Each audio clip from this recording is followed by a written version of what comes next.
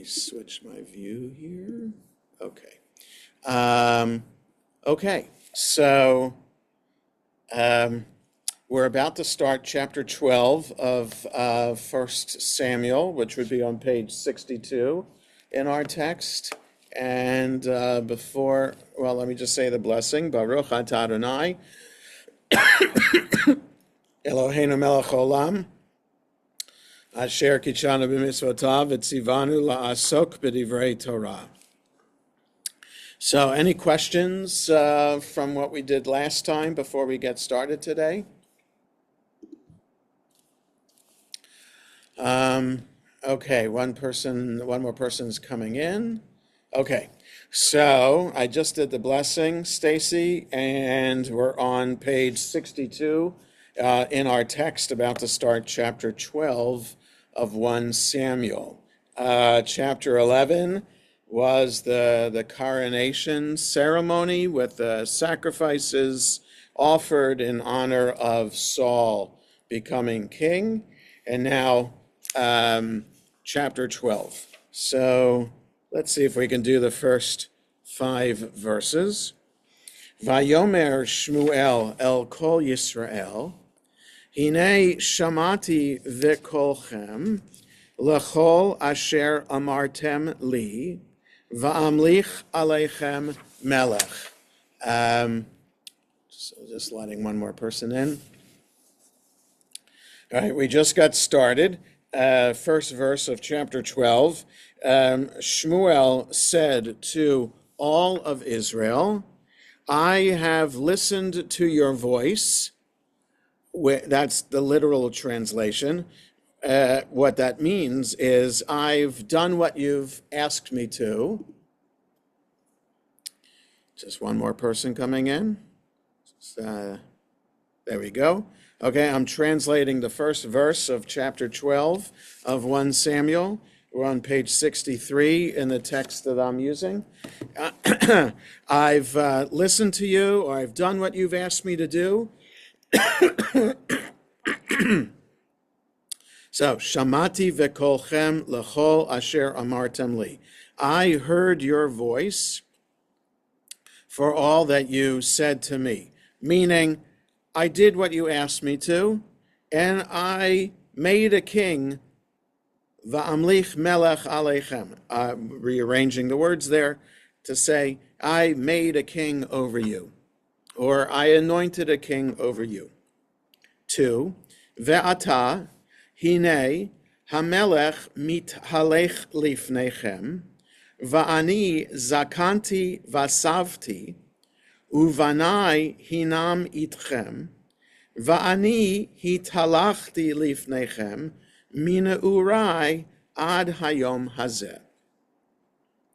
So I made a king over you, and now here's the king who's going to walk before you, but the word is mit halech.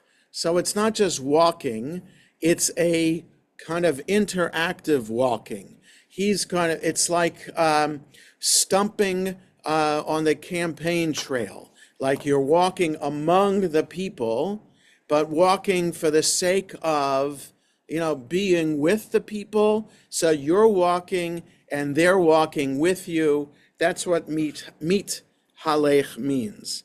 It's not just walking before you, it's doing this interactive kind of walking before you. How does... Alter translates it as walks before you also. But it's the walking, the word for walking, it could just have been Hine hamelech holech lifnechem. That would mean he's walking before you. The grammar mit halech has it's like the word for praying.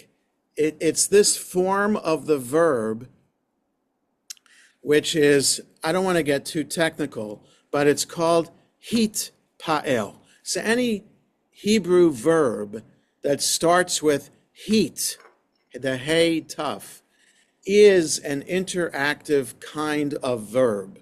So the word to pray is lehit palel. So it's not just a one-way action. It's an action that goes back and forth. It's kind of like a 3D version of a verb. So 3D version of walking. It's kind of hard to explain, but I hope I explained it enough for have you to understand that walking before you is not a sufficient translation of mitalech. So then he goes on and says, and I have gotten old, and it says, and gray-headed. So I have zakanti v'safti. So Alter says, I've grown old and gray. And my sons, here they are with you. And I have done the walking, this interactive walking before you. In other words, he could have said, Ani halachti lifnechem. No, he didn't say that. Ani hit halachti lifnechem means I did the interactive walking that Saul is doing now is the kind of walking that I did from my youth until this very day. All right, we'll look at the commentary soon about this. But let's do 3, 4, and 5 first. Hinani anu vi neged Adonai v'neged Meshicho et shur mi lakachti v'chamor mi lakachti ve'et mi ashakti et mi ratzoti umiyad mi lakachti chofer va'alim einai bo va'ashiv lachem. So he's kind of making sure in this statement that he's settling accounts. So here, testify before me or answer me, witness against me, and before God, and before his anointed one. So in other words, Samuel is saying, before God and the king, I ask you to testify to me whether I have taken anybody's ox or anybody's donkey, or whether I defrauded or maybe oppressed anybody. So who have I defrauded? Who have I oppressed? Whose hand have I taken a ransom? In other words, a bribe, and so that I would ignore something? I'll restore it to you. So tell me if such a case arose in my history with you, whether I ever stole an ox, a donkey, or whether I defrauded any of you or took a bribe, because I want to make amends if you can prove that I've done that, or you could testify that I did that. And 4, Vayomru lo ashaktanu velo ratzotanu velo lakachta miad ish meuma. And so the people said, you did not defraud us, and you did not oppress us, and you have not taken anything from anybody. 5, Vayomer. Jonah? Yes, Barry. Is this harkening back to some of the other, I guess they were prophets or judges who were corrupt? I mean, is he? So that's interesting because there was no of all the other books after the Torah that we've read, Joshua and Judges. Joshua is the only one who has a farewell speech, and it's not personal in this way, that farewell speech. It's more about making sure that people remain committed to God and the covenant. So this kind of speech we haven't seen before. No judge. We're only told in the book of Judges after the main event that the book records about that judge's life, it will say, well, then he judged for another 20 years and he died, and there was peace in the land, or something like that. There's no final farewell speech. This is the first time and Moses, when Moses gives a farewell speech, the whole book of Deuteronomy is a farewell speech of Moses, and he doesn't say anything personal like this. Well, you're muted. Yeah, go ahead. Yeah. Now I hear But you. wasn't it the judge just before him who had two sons who were kind of using the power corruptly? They were So that was the high priest, Eli, yeah, and oh, right. yes, the high priests, yes, they were. It was said about them that they demanded like extra animals to be sacrificed in order to, as a payoff, to do the Right. sacrifice. Yeah, so is this speech a commentary on what came before? I really don't know. I'm just pointing out that we haven't had this kind of speech before. In the rebellion of Korach, Moses turns to God and says, "I didn't take anything from them. I didn't touch one of their donkeys or anything." Oh, that's right. Right. Yeah, that's true. So there's yes, A Moses precedent. talking to Korach and his followers. Why you yes, why you oh, that's interesting. So Moses there in the book of Numbers trying to prove his innocence, like there's no reason for you to rise up against me and rebel against me. I'm an honest person. Also, you know, in collecting all the gold and silver and other items for the building of the Mishkan, there was an honest accounting of that material too. So, yeah, it is interesting that Samuel feels the need to whether it's his own personality feeling self-defense, feeling a need to prove himself even in his final talk. 5. Vayomer aleihem, Aid Adonai bachem, ve'ed meshicho hayom hazeh, ki lo metzatem biadi ma'uma, vayomer aid. So he's formalizing this by saying, he said to them, God is witness before you, and his anointed one is witness on this day, that you have not found anything wrong with my hands, that you haven't found anything wrong with me. And they said, aid, meaning witness, yes, like amen, or something like that. Okay, so let's look at the commentary here, which begins on the bottom of 63. Walk before you, attends to your needs. So, in other words, it's the active walking that I'm saying, that I said was the impact of that, the grammar there. Old and gray-headed, see chapter 8, verse 5.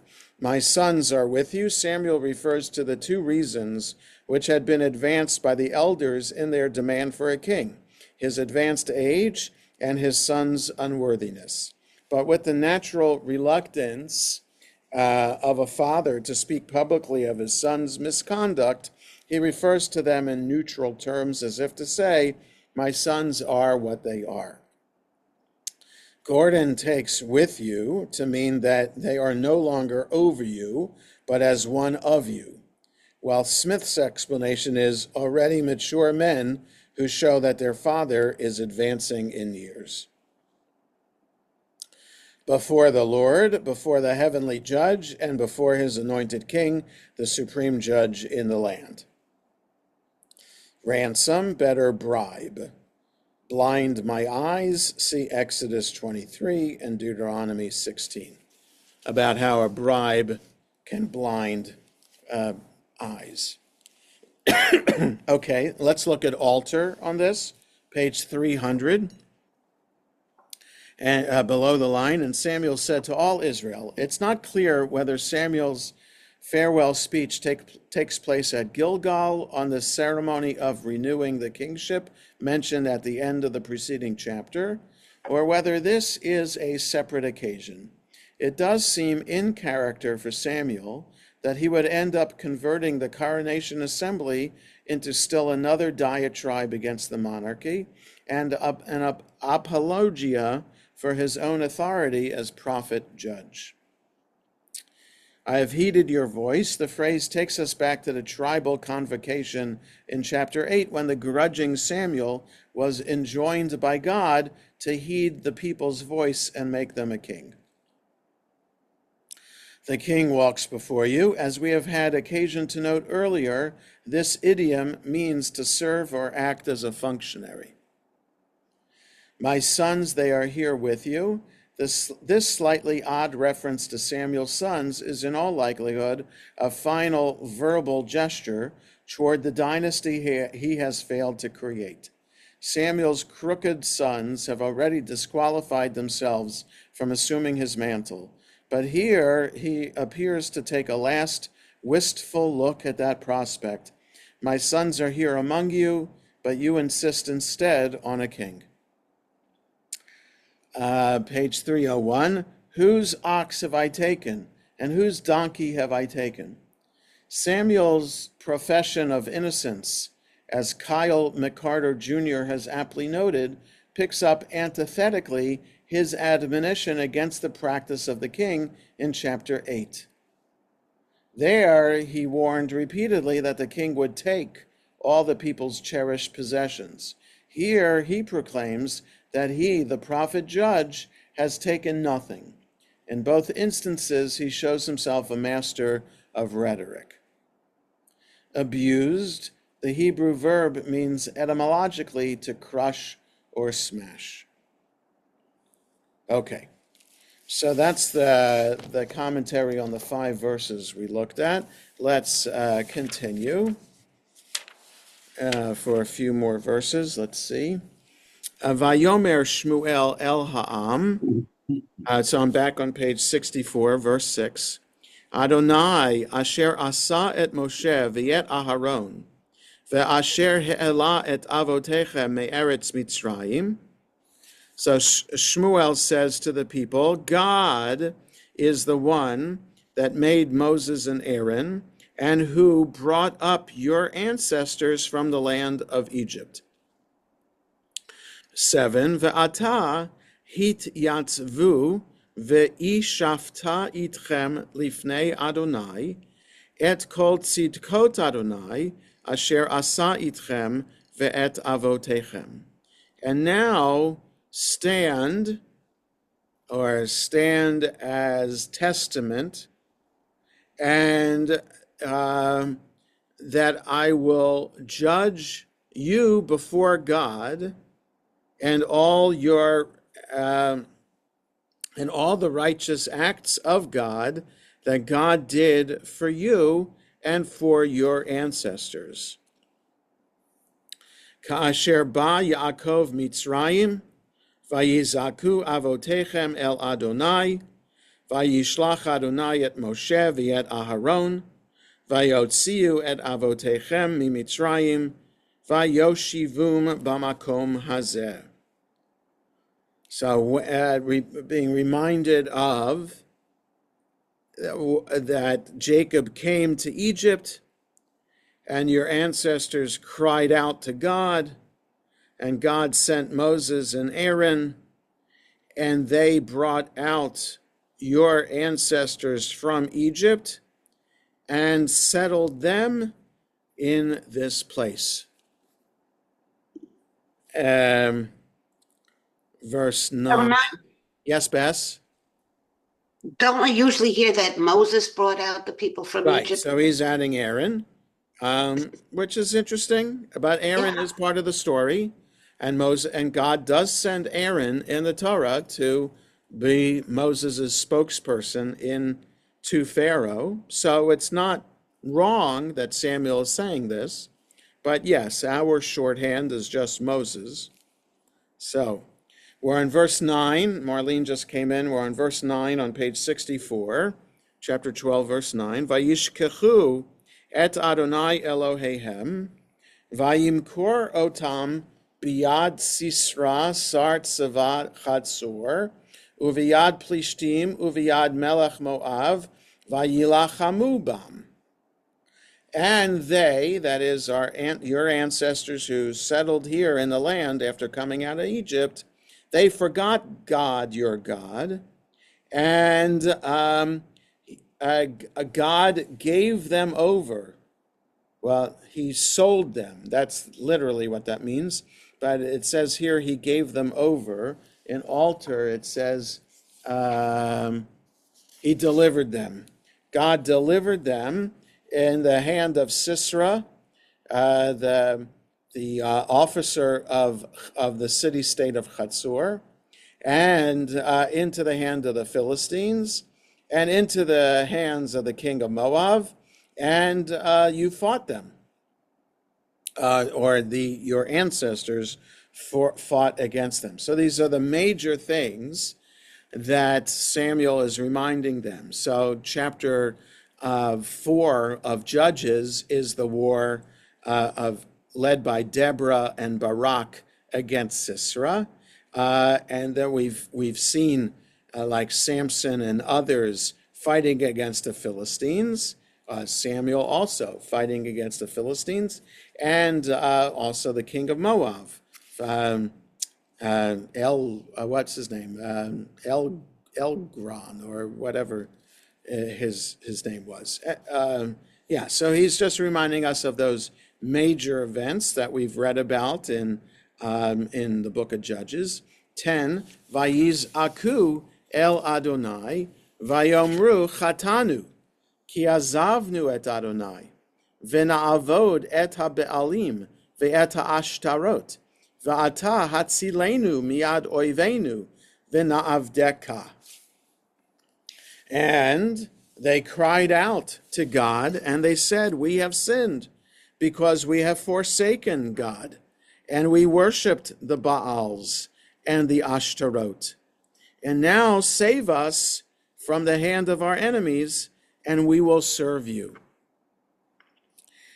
11, Vayishlach Adonai et Yerubaal, ve'et Bedan, ve'et Yiftach, ve'et Shmuel, vayatzel etchem miyad oivechem misaviv, vateshvu betach. And God sent Yerubaal and Bedan and Yiftach. So he's just mentioning those three, as opposed to other judges he could have mentioned, and Samuel. So he's referring to himself in the third person. And they saved you from the hand of your enemies round about, and you were able to live securely or safely or freely. And then reminding us of just something that happened right before and in the last chapter, chapter 11. Vatiru ki Nachash melech b'nei Ammon ba aleichem. Vatomru li lo ki melech yimloch aleinu. Va'adonai Elohechem malkechem. And you saw that Nachash, the king of the Ammonites, came unto you, and you said to me, no, there should be a king ruling over us. And when God, your God, is your king. So the Hebrew is a little bit off there, but the idea being, and now when Nachash comes to attack, you think you need a king to save you when you have God to save you. 13, Va'ata hinei hamelech, asher bechartem, asher she'eltem, v'hinei natan Adonai aleichem melech. And now, here's a king that you chose and that you asked for, and here God gave to you a king. So let's stop here. So we did 6 through 13. Let's look at the commentary on this section. Back to the bottom of 64 in the bottom left.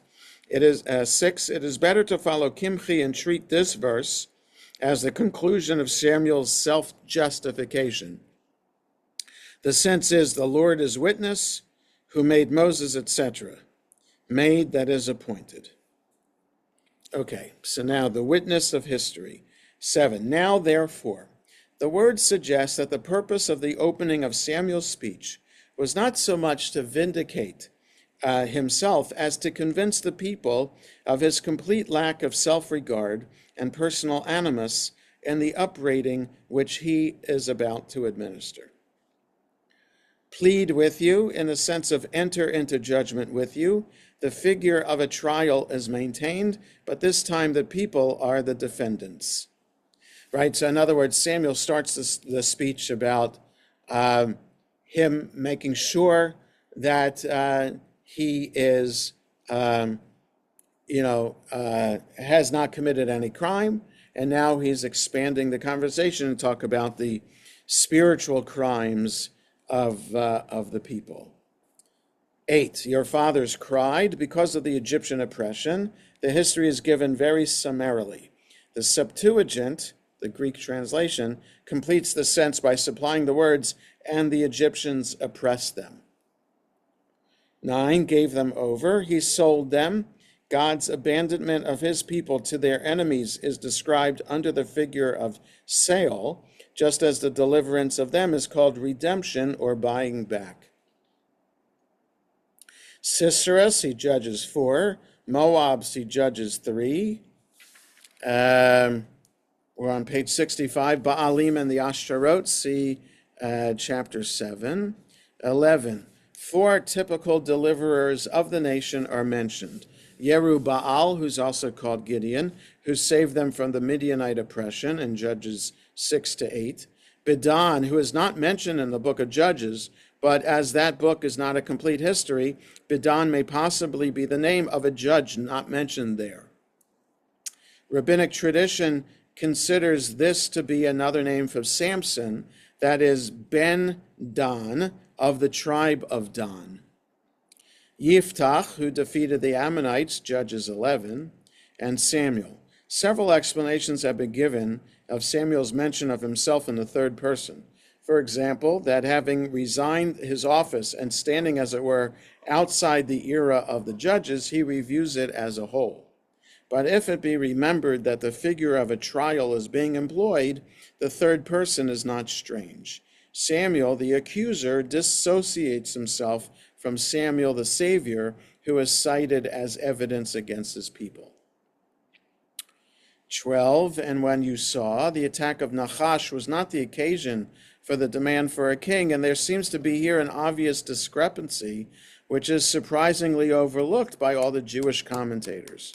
Perhaps the best explanation, adapting a suggestion by Smith, is that Samuel is so engrossed in his theme and dominated by his idea that he confuses the most recent attack by Nachash with the general desire for a leader in war, which the people advanced as their reason for wanting a king. When the Lord your God was your king, the most explicit statements of the real ground for objection to the demand for a king. 13, whom you have chosen. Now, after the victory over Nachash, you have chosen him of your free will. Okay, so let's look at altar on these verses. Page 301. 6, witness the Lord. The Masoretic text, that's the text that we have in front of us, lacks the word witness, which is supplied by the Septuagint, the Greek translation. The next clause also looks textually problematic because the verb rendered here as appointed, asa, actually means made and is not idiomatic. It's noteworthy that Samuel sets up his entire speech as a legal disputation between him and the people, in which all the evidence, as they are compelled to admit, stands in his favor. And I shall tell you, the Masoretic text lacks these words, but the next phrase, all the Lord's bounties, preceded by the accusative particle et, clearly requires a verb, and the appropriate verb is reflected in the Septuagint. when Jacob came into Egypt and your fathers cried out. The Septuagint inserts between these two clauses the words, the Egyptians oppressed them, but the Greek translators may have simply filled out a narrative ellipsis in the original Hebrew text. 10 on page 302, we have abandoned the Lord and served Baalim and Ashtaroth. Samuel's speech seems to be an intertwining of an early story with a Deuteronomistic editorial recasting. The vehement opposition to the monarchy would be original, perhaps even going back to the historical figure of Samuel. The Deuteronomistic school, on its part, was by no means anti-monarchic, though it wanted to limit the monarch with the rules of the book of God's teaching. On the other hand, the sin of idolatry is not an issue in the Samuel story, but it is a Deuteronomistic preoccupation. It is at this point in the speech that we encounter clusters of Deuteronomistic verbal formulas.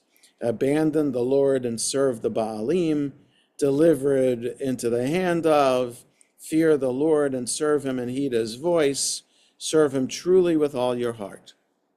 All right, so Alter is just adding a layer of scholarship here to understand the background of the particular text we're reading, that it's not, that it could be, that it has influence from several hundred years later than the book itself seems to be recording. Okay, so Samuel, if Samuel existed, we're talking about like 1100 BCE or so, and Deuteronomy may be written in the, what does it say here, the 7th or 6th century, so like 500 years later. Okay, Bidan, verse 11 here. The name of this judge is otherwise unknown, but since there is no reason to assume that the list in the book of Judges is exhaustive, it seems prudent not to amend this into a familiar name. And Samuel, it makes sense that Samuel would refer to himself by name rather than with the first person pronoun, because he wants to set himself as a matter of official record in the great roll call of Judges. 12, Nahash, king of the Ammonites. Since there had been no question of Nahash in the original demand for a king in chapter 8, many scholars have inferred that the present episode reflects a different tradition in which the call for monarchy is specifically linked with the Ammonite incursion reported in chapter 11. But Moshe Garciel proposes an interesting political reading that preserves the unity of the text. The original request for a king stresses the need for a military leader, but mentions no particular enemy, perhaps because the people feared to name the dominant Philistines. Saul would have initially been installed in the ceremony at Mitzpah as a sort of vassal king, or alternatively, leader of an underground movement, for the Philistines had garrisons in the territory of Benjamin. Now, after Saul's military success against the Ammonites, Samuel explicitly associates the call for monarchy with Nachash's assault on Israel. This meeting at Gilgal would also have been an occasion to enlist the allegiance to Saul of the Transjordanian tribes. So, in other words, according to this scholar, Garciel, we're seeing a slow but steady consolidation of the tribes around Saul. 13, the king you have chosen, for whom you have asked. Several times Samuel plays sardonically on asked, the word asked, Sha'al, and Saul, Shaul. Moshe Garciel also suggests the pun as well in chosen, Bachar, and the introductory designation of Saul as a fine fellow, Bachur, meaning chosen one. Although the story of the institution of the monarchy indicates that God does the choosing, there is no real contradiction. Samuel, in his acute discomfort with the monarchy that has displaced his own authority, readily imputes the choosing to the people, despite his awareness that God has supposedly chosen. God, on his part, no more than acquiesces in the people's stubborn insistence on a king. The ambiguity of Saul's divine election will continue to be manifested in the narrative, right? So there'll be a continued back and forth. Did the people choose Saul or did God choose Saul? Okay, 14, we'll pick up in the Hebrew again on page 66. Im tir'u et Adonai va'avadetem oto ushmatem bekolo velo tamru et pi Adonai v'yetem gam atem v'gam hamelech asher malach alechem achar Adonai Elohechem. So if you fear God and you serve him and listen to his voice, that is, obey God, and don't rebel or, don't rebel against the word of God, and you and the king who rules over you follow God your God. 15, so there should be a comma there at the end of 14. Ve'im lo tishmeu b'kol Adonai umaritem et pi Adonai v'hayata yad Adonai bachem uva'avotechem. And if you don't obey God's word and you rebel against the word of God, then the hand of God will be against you and your fathers. 16, Gam ata hityatzavu ureu et hadavar hagadol hazeh asher Adonai oseh le'enechem. So also now stand still, or stand at attention, and see the great thing that God is doing before your eyes, or will do before your eyes. 17, hello. Jonah, Yes, Bess? I'm struck by and your fathers, that you'll suffer and your fathers, not your sons. It seems strange that it goes upward. Yeah. I don't know. We'll see the commentary shortly, see if they comment on that. Yes. Why isn't it you and your sons? It's you and your fathers. Yeah. It's interesting. 17. Halo kitzir chitim hayom. Ekra el Adonai vayiten kolot umatar udeu ureu ki ra'atchem rabah asher asitem b'einei Adonai lish'ol lachem melech. So 17, it isn't today the wheat harvest? I will call out to God, and there will be thunder and rain, and you will know and see that your evil is great in that what you did in the eyes of God to ask for a king. Right, you're going to be punished today because thunder and rain will fall. This being the wheat harvest, and that's a bad thing for it to rain. When it's the wheat harvest, it could ruin the harvest. 18. Vayikra Shmuel el Adonai, Vayitain Adonai kolot umatar bayomahu, Vayira kol ha'am me'od et Adonai ve'et Shmuel. Shmuel called out to God, and God made thunder and rain on that day. And all the people feared God and Samuel. 19, Vayomru chol ha'am el Shmuel, hitpalel ba'ad avadecha el Adonai Elohecha, va'al namut, ki asafnu al kol chatotenu ra'ah, lish'ol lanu melech.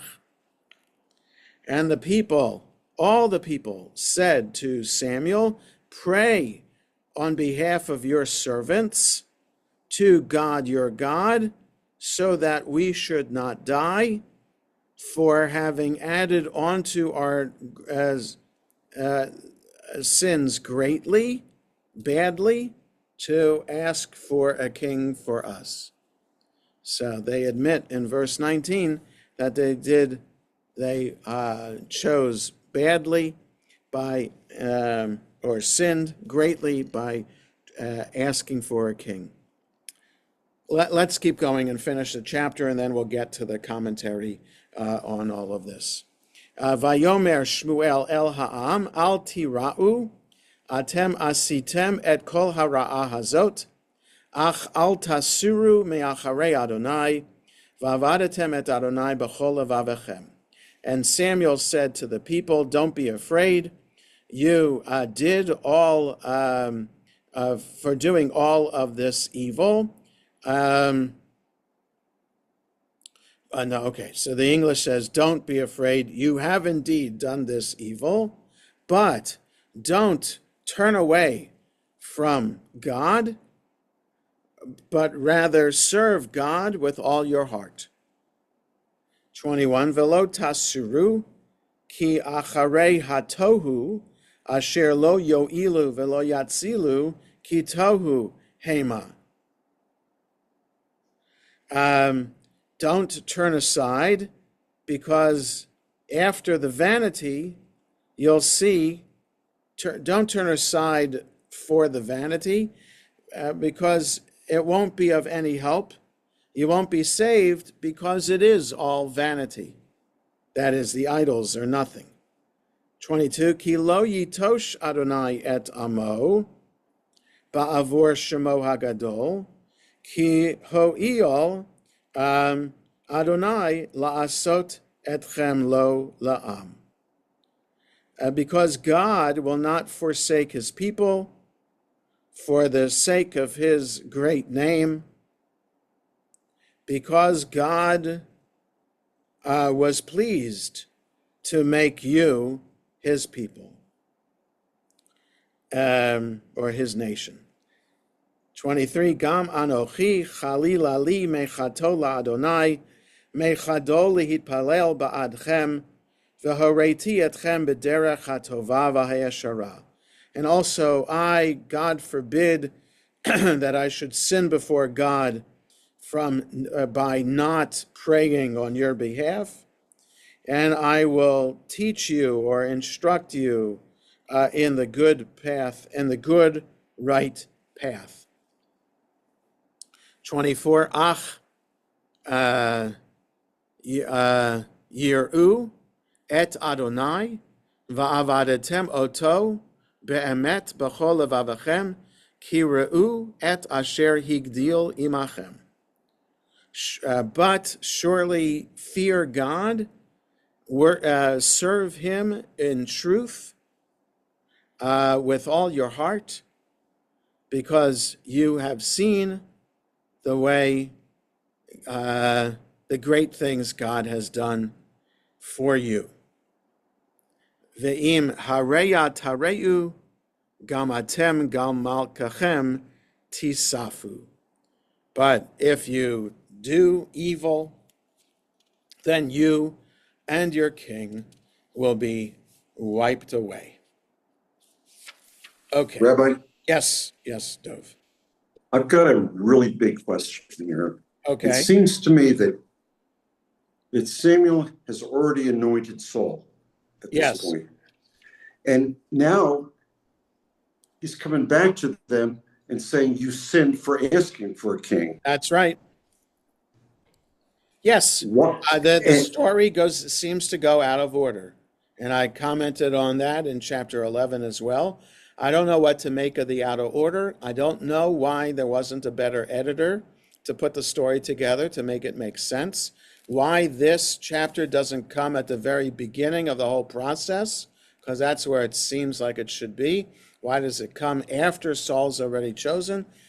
I can't answer you, Dov. I don't know. I don't know. Okay. Yeah. All right, thank you. Yeah. So we pick up the commentary on the bottom of 66. The apodosis to the if clause is left unexpressed. The implied conclusion is that it shall be well with you. 15, and against your fathers, your leaders or kings. The Septuagint reads, and against your king.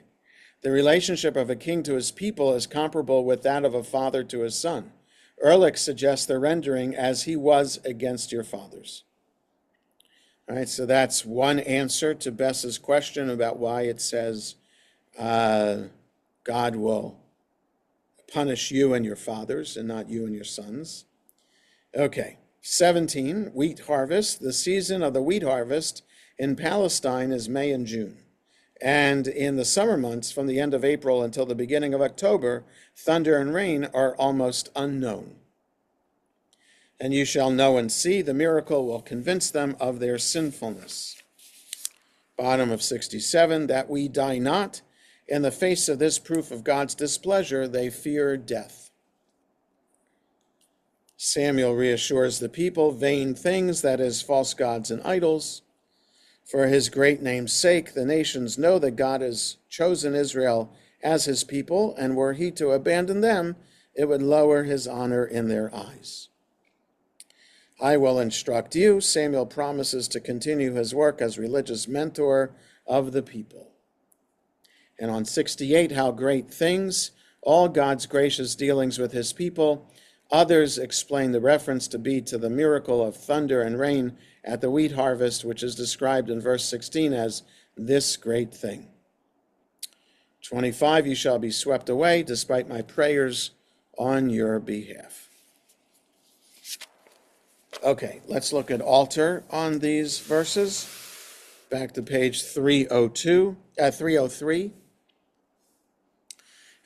14, rebel not against the Lord's words. The Hebrew says literally against the Lord's mouth, but the same verb, mem resh he, appears elsewhere with words as object, and the two formulations are variants of the same idiom. He will rescue you. The Masoretic text lacks a clause stating what will happen if Israel remains faithful to God. These words, which would reflect a single verb with its suffix in the Hebrew, are supplied from the Septuagint. Against your king to destroy you, the Masoretic text reads, against your fathers, without to destroy you. This makes no sense because it is a prediction of future catastrophe. Some ancient and medieval interpreters construe the word as against your fathers, but the Septuagint's reading, reflected in this translation, is more likely because Samuel repeatedly brackets you and your king sarcastically in this speech. Wheat harvest, that is early summer when no rain falls in Israel. 304, an evil thing to ask for ourselves a king, though through the pressure of Samuel's oration, this renewal of the kingship most peculiarly turns into a collective confession of the sin of having wanted a king. Swerve not after mere emptiness. Swerve is once again Deuteronomistic terminology to veer off from the straight and narrow path of the Lord. The Masoretic text inserts that after this verb, creating a small problem of syntax, but the Septuagint deletes the word. The present translation adds the adjective mere to emptiness in order to convey the full pejorative sense of the noun, which in many contexts suggests futility and is associated with the emptiness of the desert. Compare the tohu vavohu, welter and waste of the beginning of Genesis. Far be it from me to offend the Lord by ceasing to intercede on your behalf. One should note how deftly Samuel upstages the king who he has just helped the people to confirm in office. It is true, his argument runs, that you have made the sinful error of choosing yourself a king. Samuel, of course, makes no allowance for God's role in the choice, which might express grudging divine recognition of a new political necessity. That cannot be reversed. But never fear, I will still be here to act as the intercessor you will desperately continue to need. So what we're left with is this sense of, did God choose the king? Did the people choose the king? Did Samuel agree to the process of the king? Is Samuel upset with the people for choosing a king? Is it a sin to choose a king? We don't know.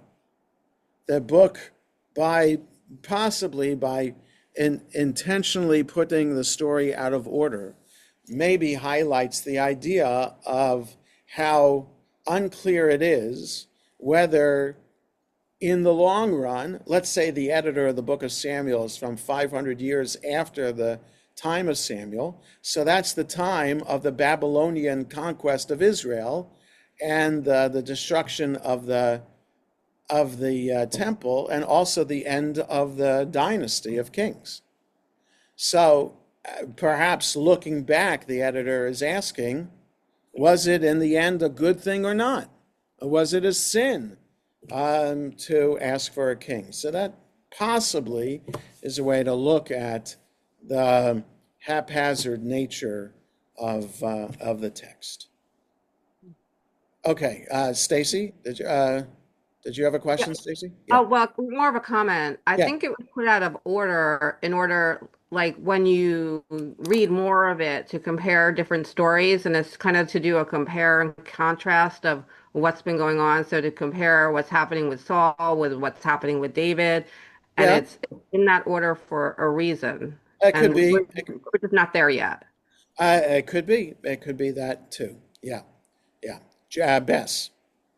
It sounds like Samuel is being a spoiled child. Why did you pick Saul and not me? I can steal from Exactly. you. Yes. So he wanted to be king. There's that element too. Yes. But I'm looking at it more broadly. Yes, we can look at it within the context of the text itself and what's going on psychologically for Samuel and what's going on spiritually for the people regarding God and the choice of the king. Yes, we can look at it within the context of the text itself, but I'm suggesting that we also need to look at it more broadly and through the entire lens of history. Okay, because and I'm saying that because the book of Samuel is not a history book. In other words, we can't prove that the author of the book of Samuel actually lived at the time of Samuel. We can't prove that. So there is, scholars can suggest that maybe the book of Samuel was written after the fact, and we don't know how many years after the fact, but it could be a commentary on, like, in other words, reading about Saul could be a commentary on the current king of Israel, be that current king someone right before the Babylonian conquest. So that's just another way of looking at the book. Okay, let's stop here for today. And I want to say that next Friday, we will not have class. It's the day after Yom Kippur, and I know myself and how I'm going to be feeling after the day of Yom Kippur. I don't imagine that I'll be up to being able to teach a class. So we will meet again the following Friday, which is the Friday during the holiday of Sukkot. Okay, so we're off next Friday. Hope everybody, Gemar Chatima Tova, may we be sealed for good into the book of life. Take care, everybody, and Shabbat Shalom. Good Shabbos. Shalom, Yes. Martov. Thank you.